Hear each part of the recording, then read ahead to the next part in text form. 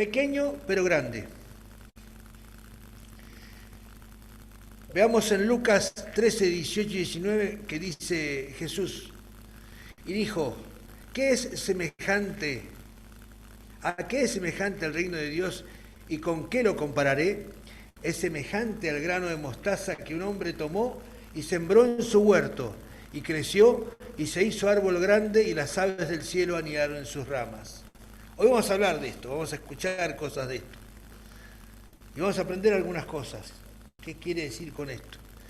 Pero para poder escuchar y querer hablar y querer entender, lo mejor y lo único que podemos hacer es pedirle ayuda a Dios, que nos ayude a interpretar y a entender lo que vamos a decir. Así que vamos a orar para que Dios nos instruya. Señor y Padre nuestro que estás en el cielo, te damos gracias porque podemos estar con esta libertad social, con esta libertad sin persecución y poder hablar de tu palabra, Señor, con las puertas abiertas. Bendícenos, Señor, instrúyenos, ministranos y que, Señor, salgamos cambiados de aquí. Que podamos esto que vamos a aprender, poder transmitirlo a otros. En el nombre de Jesús. Amén. Vamos a aprender un poco de botánica. Está lindo, ¿eh? Eso no es botánica, pero tiene que ver con la botánica. Y eso está bueno, ¿eh? Está rico el pollito, ¿eh? ¿Y eso qué es? Mostaza. Acá le dicen Sabora. ¿Tiene Sabora? No, tiene mostaza. La marca es Sabora. ¿Café aspirina? No, aspirina. Tiene Gillette, ¿viste? ¿Y eso? Mirá lo que es eso. Pero nosotros hablamos de mostaza y lo identificamos con esto. Miren. Con mostaza, un pancho, el famoso hot dogs. ¿Sí? ¿Está bien dicho? ¿Sí? ¿Qué es la mostaza? Bueno, la mostaza es una planta. La mostaza es una planta. Hay variedades, hay 4 más o menos variedades de plantas de mostaza. Hay 2 que son características. Una se llama Salvadora persica y la otra se llama Sinapis nigra. ¡Oh! ¿Qué nombre para la mostaza? La mostaza se puede cultivar como esto con surcos, con plantas pequeñas que permiten ordenadamente cosechar la semilla de mostaza, de cual se hace el aderezo, se hacen los condimentos y sirve para el replanteo de otras plantas. Pero también la Salvadora persica toma esta forma de este árbol enorme. ¿Sí? La que vemos a la izquierda de su pantalla, es la Sinapis nigra o Sinapis. Esta es una planta de mostaza también que ha crecido de la pérsica, ¿sí? Fíjense, 20 milímetros, o sea, 2 centímetros de granos de mostaza. Si ustedes trazan 2 líneas a partir de cada extremo del segmento, imagínense la cantidad de semillas que hay. ¿Por qué? Porque la semilla de mostaza tiene hasta 2 milímetros de circunferencia. Chiquitita, así. A ver, hagan así. Todos. Muy bien. No tanto. Ahí tenés 3 vos. Bueno. 2 milímetros. Chiquitita. Y la semilla de mostaza de la Sinapis o de la pérsica, la Salvadora pérsica, son más o menos iguales. Imaginen el árbol que pueden producir. Esta es una planta de Sinapis nigra, pero descontrolada. O sea, que no es que está descontrolada, no se ha controlado como ahora actualmente, para tenerla en surcos y más chica, para poder cosecharla. Esta ha crecido. Cuando esta planta crece así, es más difícil de cosechar. Es como el espárrago. ¿Alguien ha comido espárragos? Sí, rico, con vinagre y aceite, ¿cierto? La tarta de espárrago, mucho hierro tiene. El espárrago cuando crece más o menos así. Y con las hojitas así, con las puntitas así, como una coraza parece. Y va creciendo y creciendo. Y se cosecha cuando el espárrago no mide más de 20 centímetros. Porque en ciertos lugares se lo envasa en latas o en envases así de espárragos de hasta 20 centímetros. Pero después, si se lo deja, forma una planta similar a esta. Ya no sirve. Porque el espárrago es la planta creciendo. Otra. Por eso el versículo de la Biblia que dice, que leímos recién, dice, como una semillita de mostaza, esto es otra versión, que uno toma y la siembra en su huerto y se pone a crecer y crecer hasta que sea tan grande como un árbol y los pájaros vienen a hacer su nido en sus ramas.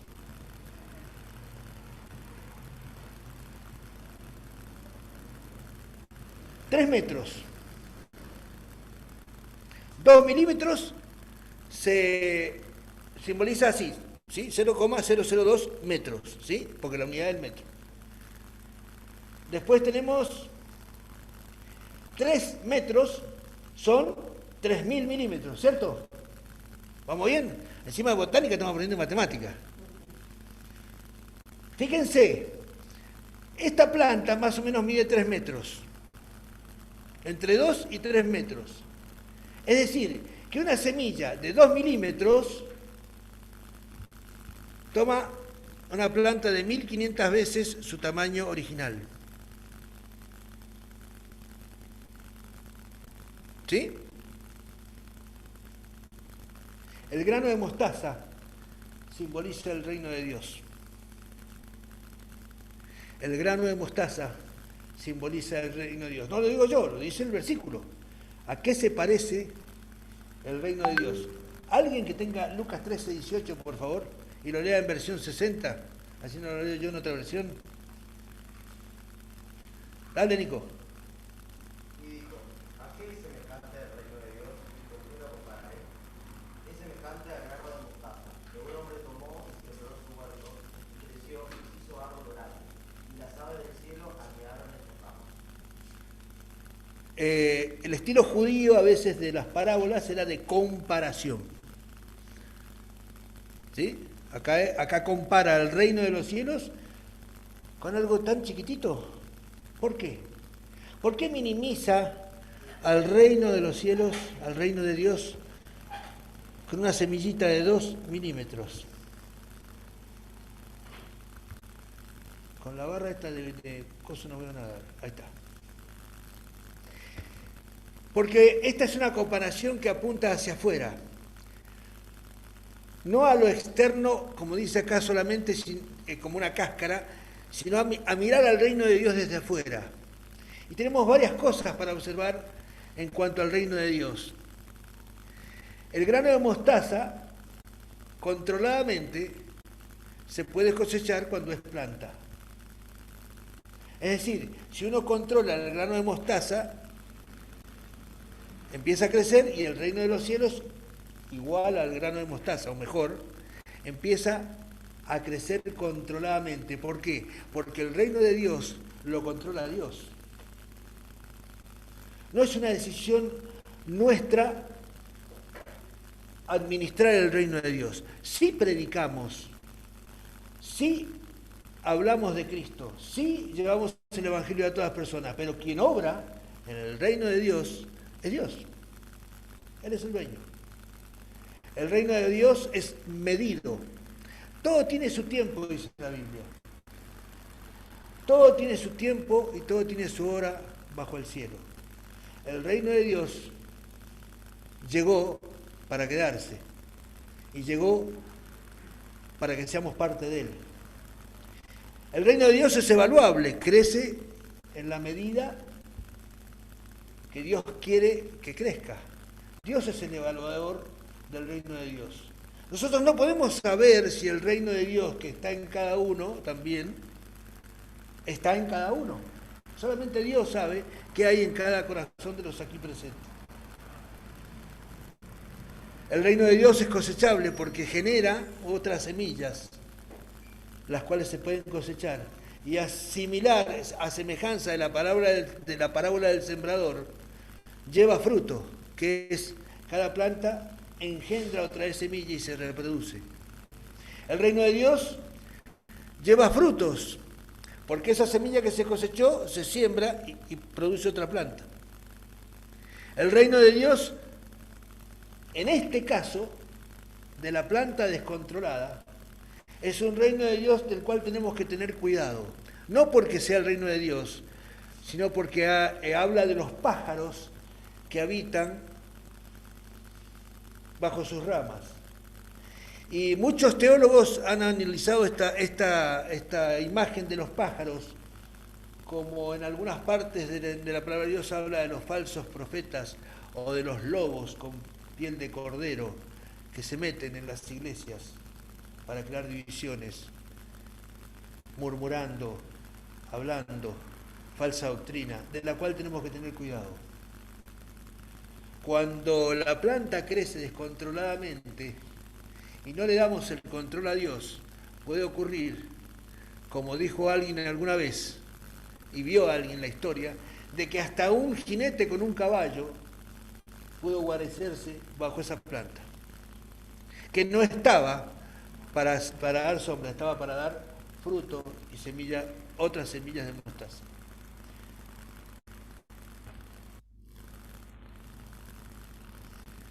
Se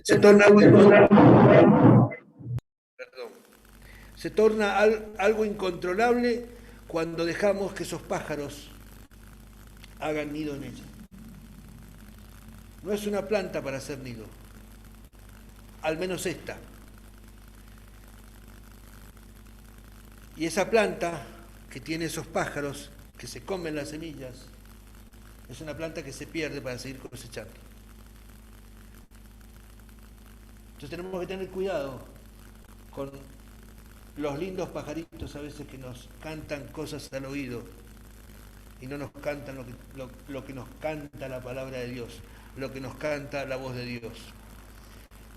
Y por lo consiguiente, produce frutos que no sirven para nada.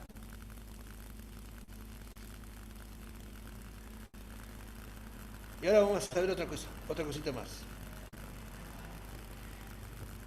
Vamos a ver otro texto. Busquen, ahí no están. Y volvió a decir, ¿a qué compararé el reino de Dios? Llevan dos comparaciones. Es semejante a la levadura que una mujer tomó y escondió en 3 medidas de harina hasta que todo hubo fermentado. Si tengo que poner sonido, tengo que habilitar ¿qué?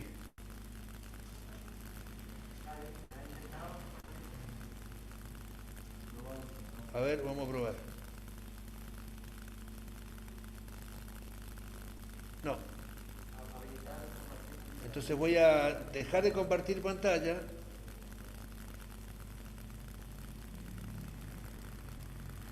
A ver ahí.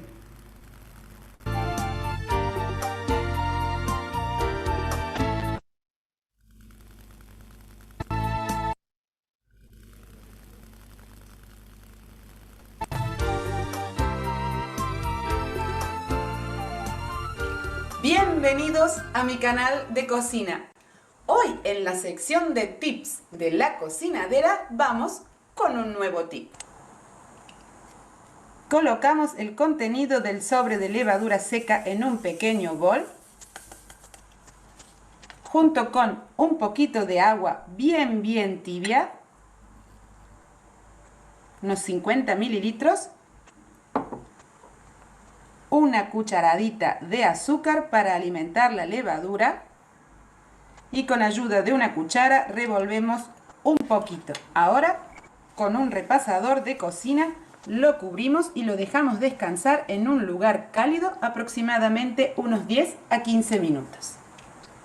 Pasados unos 10 minutitos nuestra levadura seca va a verse de esta manera. Ustedes pueden ver bien espumadita y también van a notar que se siente el olor, el aroma de la levadura. Así es que ya nada nos impide utilizar nuestra levadura seca sin problemas en la receta que más nos guste. ¿Vieron? Qué increíble, ¿eh? Le ponemos azúcar para que se alimente la levadura, un poquito de agua, fermenta, burbujea y eso sirve para leudar la masa. Los que no lo sabíamos, ya lo sabemos. Así que el domingo que viene todos traemos pan acá, ¿eh? A ver cómo salió. La levadura simboliza el reino de Dios. Pero acá no vemos un desarrollo hacia afuera, vemos una cuestión interna de acción, de fermento interno. Es la acción de la iglesia en el mundo. De acá sacamos dos enseñanzas, que después las vamos a juntar con lo de la semilla de mostaza. Ténganlo ahí. La primera, antes que nada vamos a aprender las abreviaturas. Así como ADH es Asamblea de Hermanos, ¿sí? ¿Se acuerdan? ERD de el Reino de Dios. Y LFDHN, la Fábrica de Hombres Nuevos. ¿Sí? Acuérdense, eso va a estar ahí también. Primero, ¿cómo es? Muy bien. El Reino de Dios surge de principios muy pequeños. Una porción pequeña de levadura leuda toda la masa. Acá no esta mujer, sino la mujer de la parábola simboliza la iglesia. Es la iglesia la que introduce la palabra de Dios en la masa a fermentarse. Y no es casualidad que Cristo haya dicho, porque Cristo habrá visto cuando chico a su mamá María hacer pan. Y habrá visto cómo ponía levadura y abrigaba eso, porque si vos querés retrasar la fermentación, el leudado, eso lo sé, ponés en un film y lo ponés en la heladera y eso no leuda, demora. Entonces cuando lo sacás y lo ponés en un ambiente cálido, con una frazada o con aire caliente, eso leuda más rápido. ¿Pero por qué 3 medidas? Porque esas son las 3 partes en que está dividido el hombre, ¿sí? Cuerpo, mente y espíritu. ¿Sí? La palabra de Dios en 3 personas, Padre, Hijo, Espíritu Santo. Todos los 3 buenos de la Biblia se refieren a Dios. Por eso 3 medidas. Introduce la palabra de Dios en cada persona. Es una misión de la iglesia introducir la palabra de Dios en cada persona. Después, haya frío o no, sea alimentada con azúcar o no, lo que sea, esté más cálido o no, prosperará en cada persona. El que hace prosperar, el que hace... ¿Cómo es? El crecimiento lo da el Señor. Yo sembré, Apolo regó, pero el crecimiento lo da el Señor. Entonces, surge de principios muy pequeños.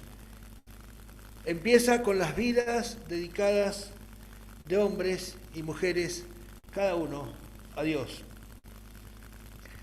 Es posible, y quizás es algo cierto, que cada uno donde viva sea el único cristiano alrededor de todos sus compañeros de trabajo. Pequeños, uno frente a mucha masa. Y son ustedes, somos nosotros los responsables en poner esa levadura.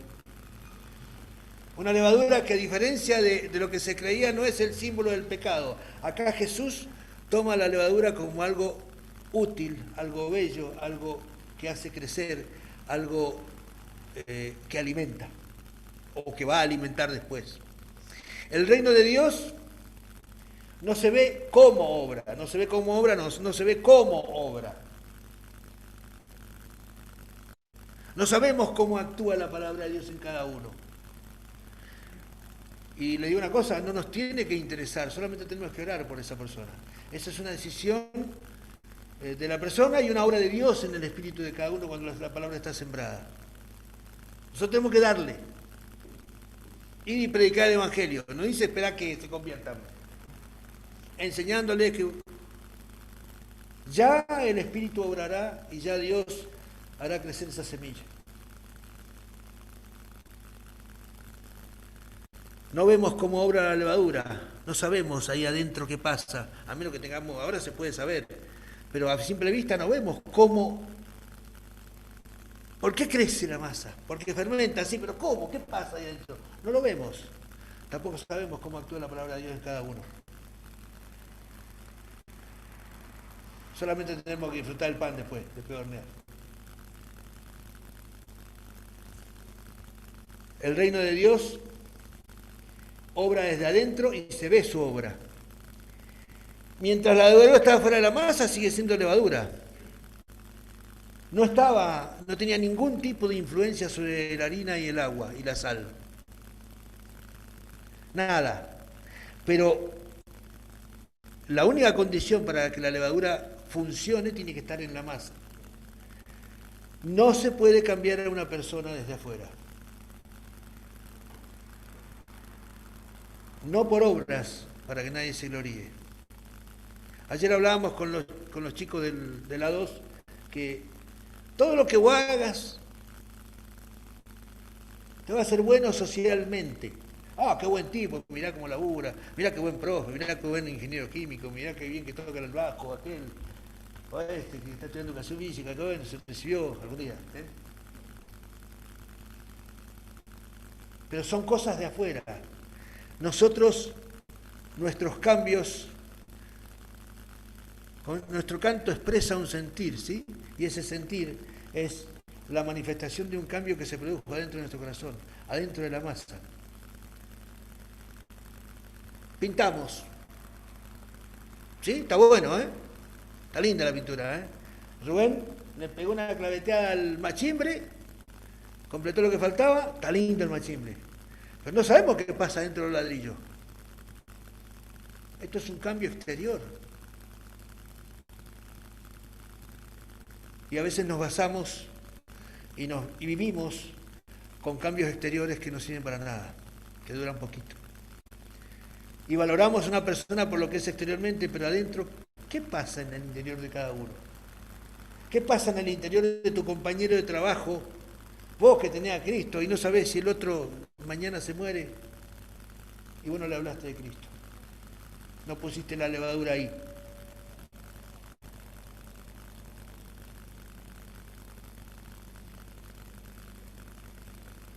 Por eso, la Iglesia es la institución más importante del mundo, porque ahí está la sigla esa en rojo, la fábrica de hombres nuevos. La Iglesia es una fábrica de hombres nuevos que se preocupa en esa etapa de producción, que no es en serie, porque ni un cristiano igual a otro, pero es una producción de cristianos, con términos técnicos si lo llamamos, en el cual nosotros somos obreros que nos ocupamos de poner la masa, la levadura, tucu, tucu, tucu. Después viene allá el otro que la hace crecer, que es Dios, que es el Espíritu Santo. Nosotros tenemos que poner levadura, porque pasó este hombre y ya no está más. Y no sabemos si lo vamos a volver a tener otra vez. El policía del puesto caminero, que le diste un folleto, no sabés si a la vuelta va a estar, o si lo destacaron en otro lado, o vos volviste por otro lado, o nunca más viajaste, y no lo ve más al policía. El poder del reino viene de afuera. Del reino de Dios viene de afuera. Necesitamos al autor de la vida para poder estar en el reino de Dios. Y Él está fuera de nosotros, pero quiere estar dentro.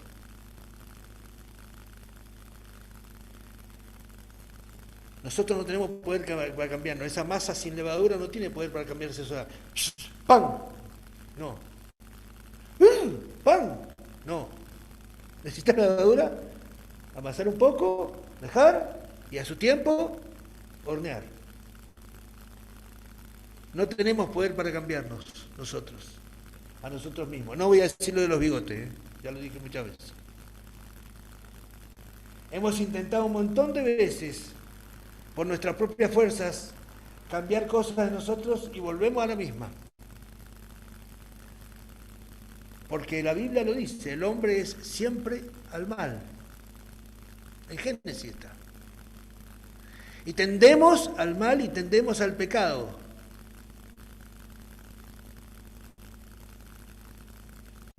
El autor de la vida es el único que tiene el secreto de una vida con victoria. La segunda cuestión es que la levadura representa el poder del Evangelio. Revolucionario. Es una revolución que te produce cuando vos te convertís, cuando vos entregás tu vida a Cristo. Nada es igual. Todo es peor, no, como el tango, todo es mejor. Trastorna. ¿Quién lee Hechos 17:6? Rico no. Rápido, por un alfajor. Pero hablándolo, trajeron a Jasón y a algunos hermanos ante las autoridades de la ciudad gritando: estos que trastornan el mundo entero también han venido acá. Estos que trastornan al mundo entero también han venido acá. ¿Cuánto de nuestro mundo alrededor de nosotros trastornamos nosotros?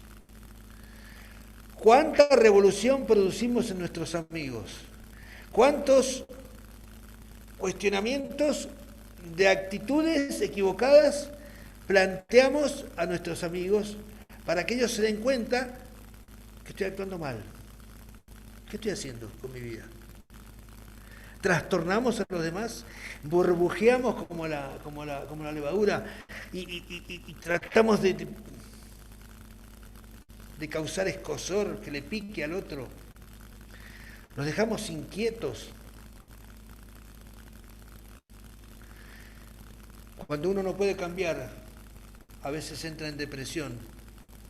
Cuando uno no puede cambiar, tiene trastornos de ansiedad, tiene pánico.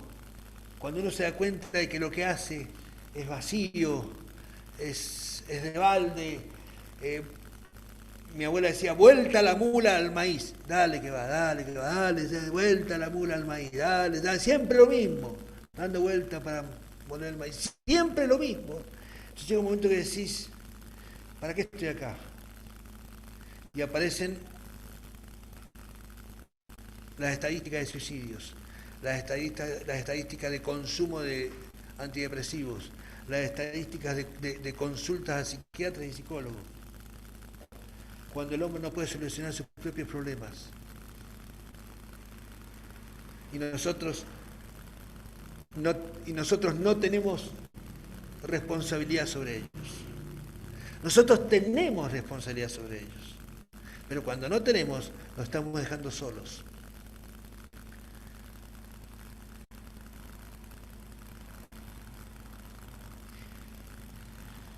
Decisión.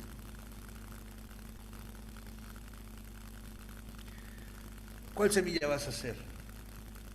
¿La semilla que se la comió el pajarito? Que ya no sirve. ¿Vas a hacer una semillita cualquiera? ¿O vas a hacer una semilla que produce algo, que produce un condimento a la vida, que le da el sabor a la vida de otras personas? ¿Qué masa leudarás? ¿Qué tipo de levadura vamos a usar para que la masa de otro leude? ¿Cuál es tu actitud frente a una obligación que tenemos como cristianos? ¿Cómo obligación? ¿Sí? ¿Obligación? Che, si vayan, puedan y prediquen, a ver si se les da, si se animan. Ir y predicar el Evangelio. Es una orden. Es una orden.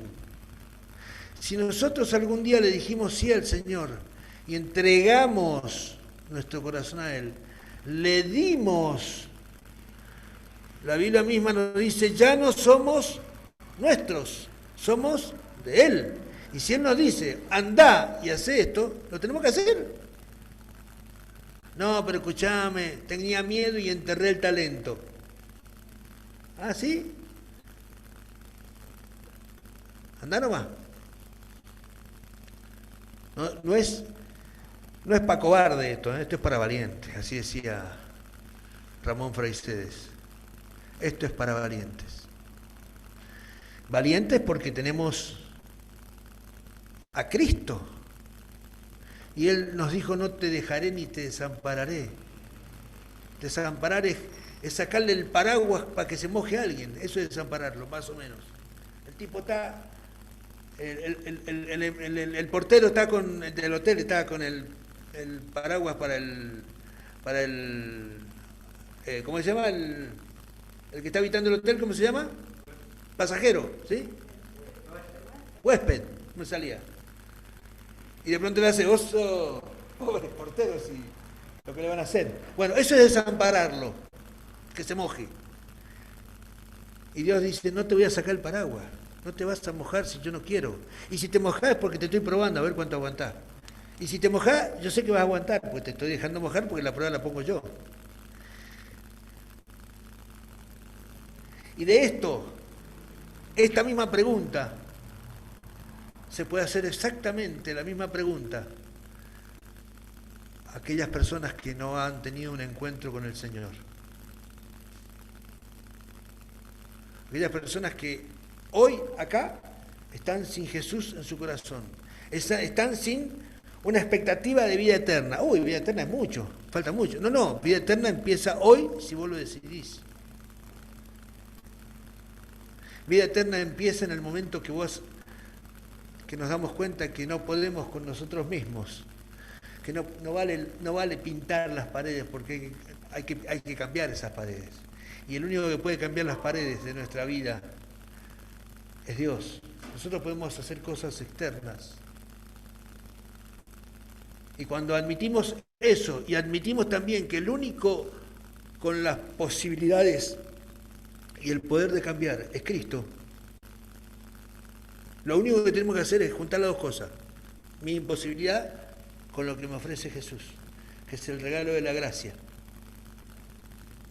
Que no merezco, porque no he hecho nada. No he tenido que hacer nada para merecer eso. Pero Él me lo da como un regalo. Y yo lo único que tengo que hacer es aceptarlo.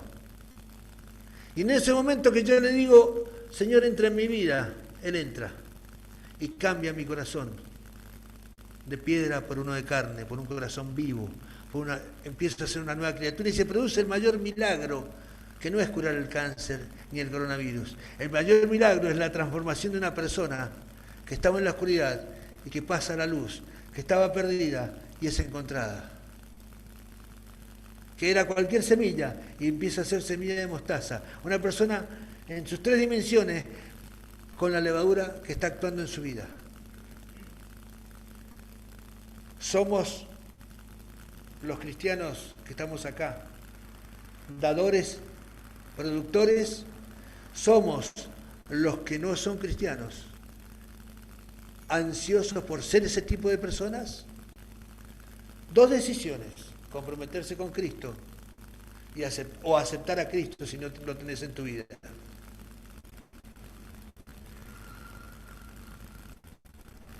Que Dios mismo, como leyó Barbie,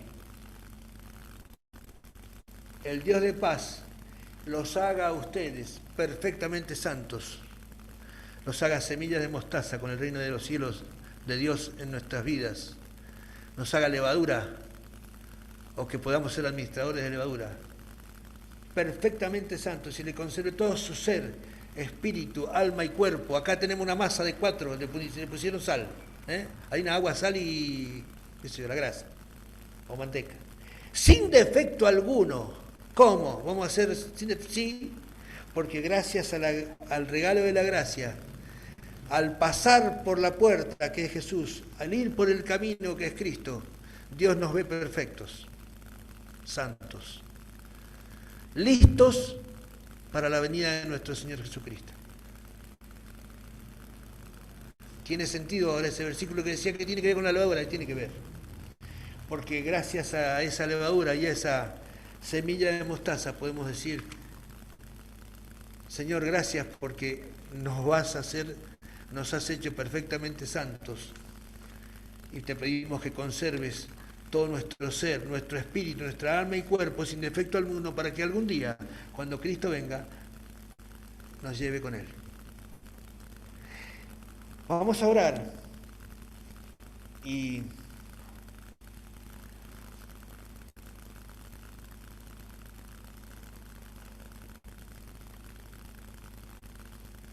vamos a orar pidiéndole a Dios que nos haga perfectamente santos, que nos haga humildes. Y si en tu corazón, allá donde dice Jesús Romero, donde nadie me ve, en esa canción, allá en lo profundo de tu corazón, donde solo vos y Dios ven lo que hay, necesitas un cambio, pedíselo. Él lo va a hacer. He aquí yo estoy a la puerta y llamo, estoy a la puerta. Si alguno oyere mi voz y abriere la puerta, él no la va a abrir, él está llamando a la puerta de tu corazón. Sos vos el que tenés que abrir. Entraré a él y cenaré con él y él conmigo. Es una decisión personal, única, individual, irrepetible, una vez para siempre, pero que te va a dar el boleto a la vida eterna, al cielo. Oremos.